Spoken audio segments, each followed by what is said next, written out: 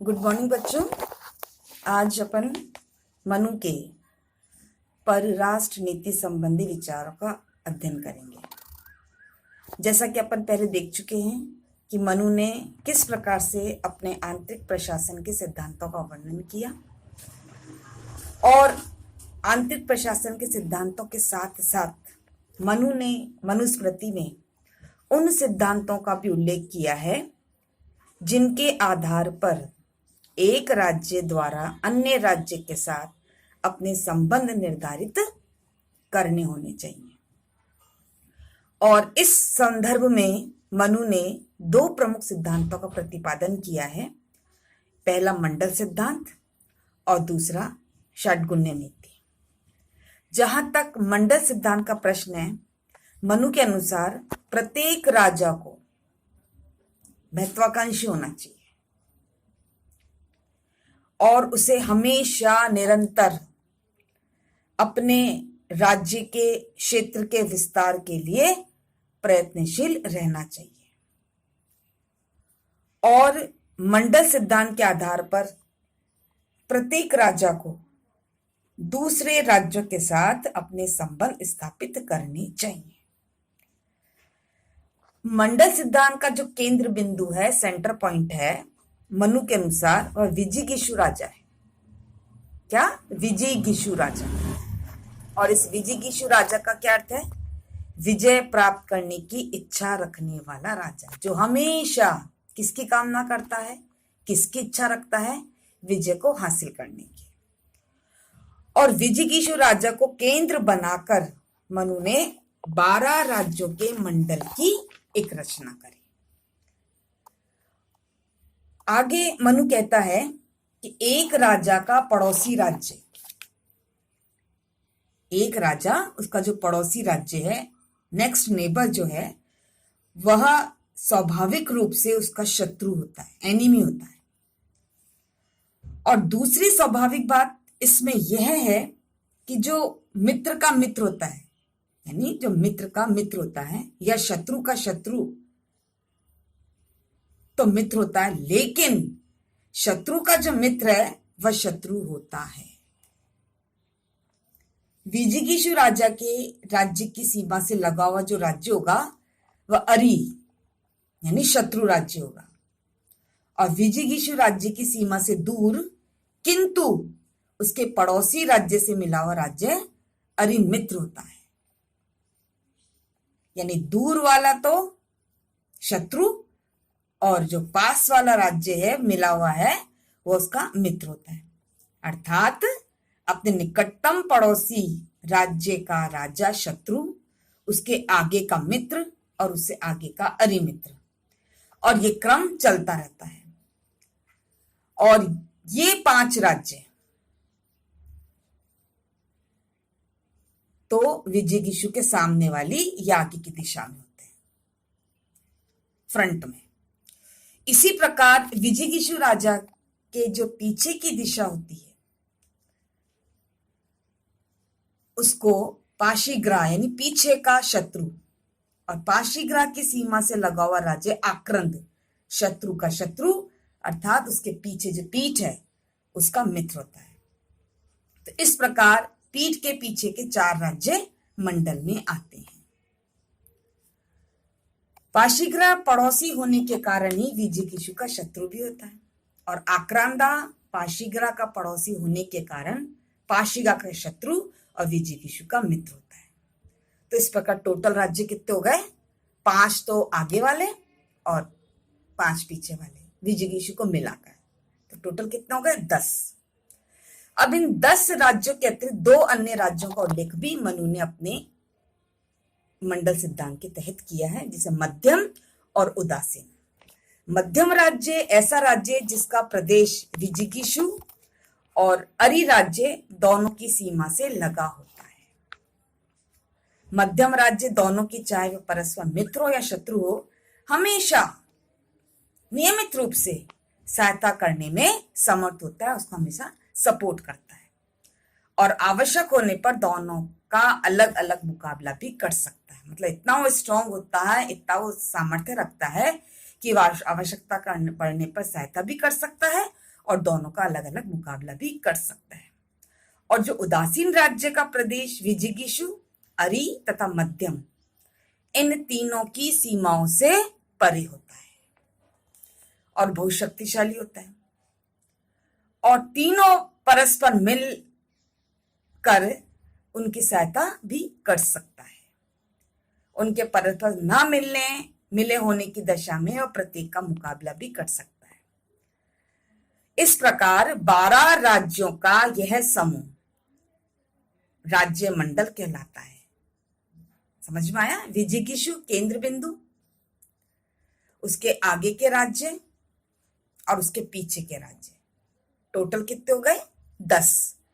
और 10 राज्यों के अतिरिक्त हमने 2 राज्यों का भी उल्लेख किया, मध्यम और उदासीन। मंडल सिद्धांत के आधार पर मनु ने यह निर्देश दिया कि एक विशेष राज्य के कौन से राज्य मित्र हो सकते हैं, कौन से राज्य शत्रु होने की संभावना है। हमेशा राजा को अपनी नीति और योजनाओं को ध्यान में रखते हुए अपने कार्यों का संचालन करना चाहिए। राज्य मंडल में संतुलन, बैलेंस ऑफ पावर को आघात पहुंचने पर राज्य की सुरक्षा खतरे में पड़ सकती है।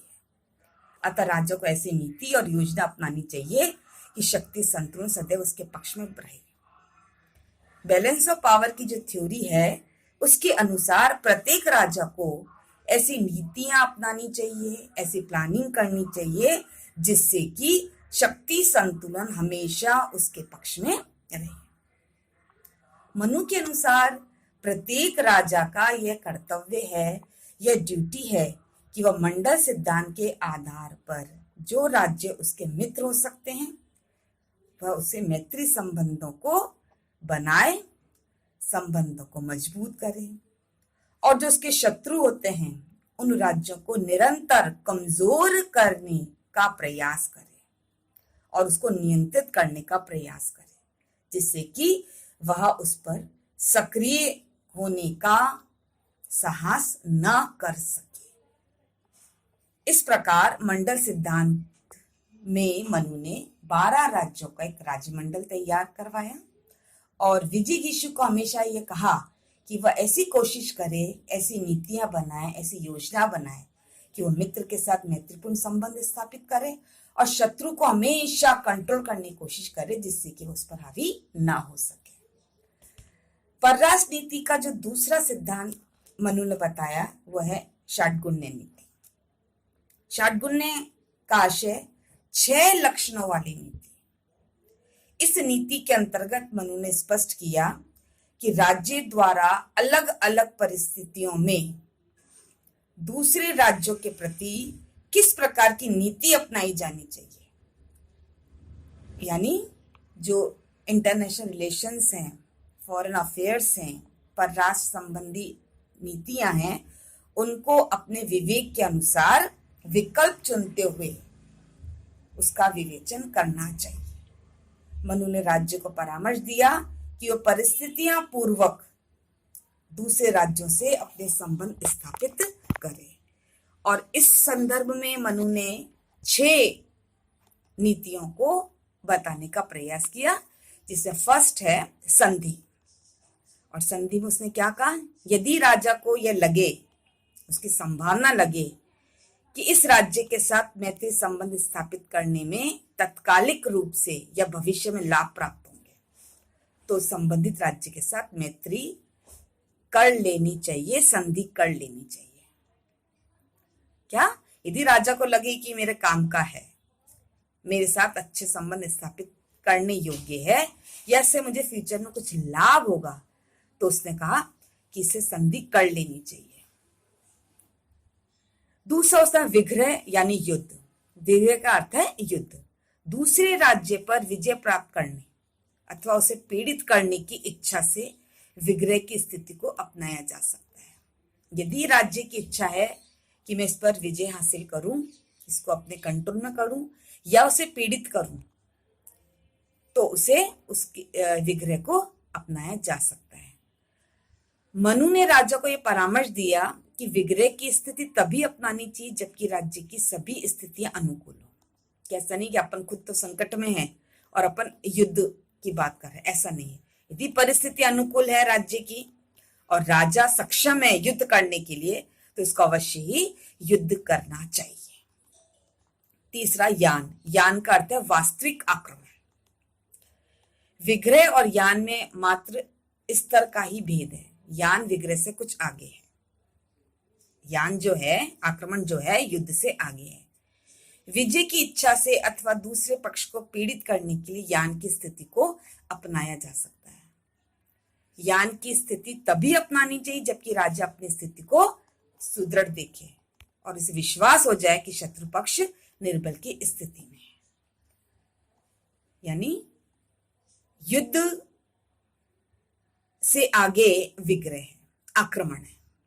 और राजा को कब ये चीज करनी चाहिए? जब उसको विश्वास हो जाए कि जो सामने वाला पक्ष है, शत्रु पक्ष, वो बहुत कमजोर है, निर्बल है, तो राजा को अवश्य ही इसका साथ लेना चाहिए। आसन। अमैत्रीपूर्ण संबंध होने पर भी युद्ध की स्थिति को न अपनाकर थोड़े समय के लिए तटस्थता या उदासीनता या उपेक्षा की स्थिति को अपनाना, यानी एक जगह बैठ जाना, न्यूट्रल, तटस्थ होकर बैठ जाना चाहिए।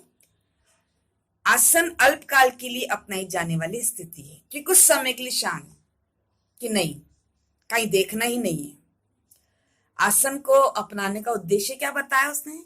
कि शत्रु को शांत रखना और स्वयं अधिक शक्ति अर्जित करना, कि चुपचाप से बैठ जाओ और अपनी शक्ति को प्राप्त करो। मनु ने आसन के दो रूप बताए। सेना या कोष के क्षीण हो जाने पर अपनाया गया आसन। यदि उसके पास उपयुक्त सेना नहीं है, उपयुक्त कोष नहीं है, धन नहीं है, तो वो कैसे युद्ध करेगा, कैसे आक्रमण करेगा? इसलिए स्वयं शांत होकर बैठ जाना चाहिए और शक्ति को अर्जित करने का प्राप्त करना चाहिए यदि उसके पास उपयुक्त सेना या कोष नहीं है। और आसन का दूसरा जो तरीका बताया, मित्र के अनुरोध पर भी अपनाया जाए। मित्र कह रहा कि नहीं, तेरे लिए उपयुक्त समय नहीं है, तो युद्ध या आक्रमण नहीं कर सकता, तो चुपचाप होकर, तटस्थ होकर बैठ जाओ। द्विधि भाव। द्विधि भाव की जो व्याख्या मनु ने करी है वह इस प्रकार है। द्विधि भाव अपने से अधिक शक्तिशाली शत्रु से रक्षा के लिए अपनाई जाने वाली रणनीति का एक रूप है। अपने से शक्तिशाली, जो राजा शक्तिशाली है, उससे अपनाई जाने वाली रणनीति। और राजा को उसने ये परामर्श दिया कि सेनापति के अधीन सेना का कुछ भाग शत्रु पक्ष की सेना को रोकने का कार्य करे, शेष भाग राजा दुर्ग या किसी सुरक्षित स्थान पर रहते हुए मित्रों आदि की सहायता से शक्ति का संचय करे। यानी सेना के दो भाग कर ले, एक तो सेनापति को दे और दूसरा अपनी रक्षा के लिए, अपने मित्रों की रक्षा के लिए, अपने स्थान की सुरक्षा के लिए उसको सुरक्षित रखे। संशय, जिसका अर्थ है बलवान का आश्रय लिए जाने से। यदि आपको लगे कि अब तो मामला गड़बड़ है, तो वो जो स्ट्रॉन्ग जो है उसके शरण में जाने वाली नीति संशय है। और राजा अपनी रक्षा करने में असमर्थ है तो निश्चित रूप से उसे बलवान राज्य का आश्रय लेना चाहिए, ऐसा मनु ने स्पष्ट करने का प्रयास किया। और इस समय ध्यान रखना चाहिए, जब जिसका राजा आश्रय ले रहा है, संरक्षण में जा रहा है, वह शत्रु पक्ष से अधिक शक्तिशाली हो। तो मनु ने षड्गुण नीति का जो वर्णन किया वो यथार्थ है, बिल्कुल रियल है और वास्तविक है। और उसने हर नीति को तर्क के माध्यम से बताने का प्रयास किया और सभी राज्य कम या अधिक रूप में इस नीति का आचरण करते रहने चाहिए, ऐसा मनु ने स्पष्ट करने का प्रयास किया। अब जो नेक्स्ट पॉइंट आता है, उपाय। कौन से उपाय, कौन से साधन जिसे विदेश नीति के सफल संचालन के लिए अपनाया जाना चाहिए। मनु ने 4 प्रकार के उपायों का वर्णन किया है। साम, साम का अर्थ है अच्छे शब्दों का प्रयोग करना, प्रेम प्रदर्शन, सम्मान देकर या समझा बुझाकर दूसरे राज्य को अपने पक्ष में करने का प्रयास करना, जिससे कि अंतर्राष्ट्रीय संबंधों का संचालन आसानी से किया जा सके। और यह नीति सामान्यतः निर्बल विपक्षी के प्रसंग में अपनाई जा सकती है। दूसरा, दाम। प्रतिपक्षी को धन, संपत्ति, पैसा, रुपया किसी रूप में सहायता देकर उसको अपने पक्ष में करना। साम, अच्छे शब्दों का प्रयोग करके अपने पक्ष में करना। दाम यानी कुछ धन, संपत्ति या पैसा, रुपया देकर उसको अपने अनुकूल करना। तीसरा, भेद। भेद का अर्थ है फूट डालना। मनु का विचार है कि जो सबल शत्रु राजा है उसके विरुद्ध युद्ध में विजय प्राप्त नहीं की जा सकती। उसके प्रति भेदन की नीति अपनाई जानी चाहिए। भेदन की नीति से मतलब कि जो उसके अमात्य हैं, जो सेनापति है, जो प्रजाजन है, उनके बीच में मतभेद की स्थिति उत्पन्न कर दी जानी चाहिए, जिससे सबल शत्रु राजा और उसका राज्य क्या हो जाए, निर्बल हो जाए। भेद उत्पन्न करने का कार्य मनु के अनुसार किसके द्वारा कराया जाना चाहिए? जो दूत है, जो गुप्तचर हैं, उनके माध्यम से भेदन का कार्य किया जाना चाहिए। लास्ट में दंड। दंड का अर्थ है युद्ध, और मनु का विचार है दंड के उपाय का अनुसरण तभी किया जाना चाहिए जबकि तीनों उपाय फेल हो जाए, सार्थक ना हो। तीनों उपाय कौन से? साम, दाम, भेद। एंड में, अंत में इस उपाय को काम में लिए जाने का सुझाव मनु ने राजा को दिया है। इस प्रकार मनु का विचार है कि राजा इन चारों नीतियों का एक एक करके या सम्मिलित रूप से प्रयोग करके अन्य राज्यों को जीतने का प्रयत्न करे, क्योंकि युद्ध से दोनों पक्षों का नाश होता है। इसलिए जहां तक हो सके तीन उपयुक्त जो उपाय बताएं उनसे ही संबंधों का संचालन करें। एंड में, अंत में दंड का सहारा लें। मनु के अनुसार विजय की लालसा रखने वाले राजा को पूरी सैनिक तैयारी के बाद दूसरे राज्य पर चढ़ाई करनी चाहिए। उसके द्वारा कोष, रसद और कूटने के उपायों का भी पूरा प्रबंध कर लेना चाहिए। यानी पूरी तरह से उसको विश्वास हो जाए कि मैं कोष, रसद या कूटनीतिक उपायों से भरपूर हूं, तब वह युद्ध की बात करे, तब वह चढ़ाई करे, यान करे, आक्रमण करे। मनु के अनुसार विजेता राजा द्वारा पराजित राजा के प्रति सहृदयता का व्यवहार किया जाना चाहिए। यदि जो राजा जीतता है उसे विजेता हासिल करिए, तो जो हारा हुआ राजा है उसके प्रति किसी प्रकार कठोर व्यवहार नहीं करे। उसके द्वारा पराजित राज्य के लोगों को धर्म, रीति रिवाज, मर्यादाओं, परंपराओं का भी सम्मान किया जाना चाहिए। यानी जो राजा युद्ध में हारा है उस राज्य के लोग, जो धर्म है, जो रीति रिवाज है, जो परंपराएं हैं, मर्यादा हो, उसका भी विजेता राजा को हमेशा सम्मान करना चाहिए।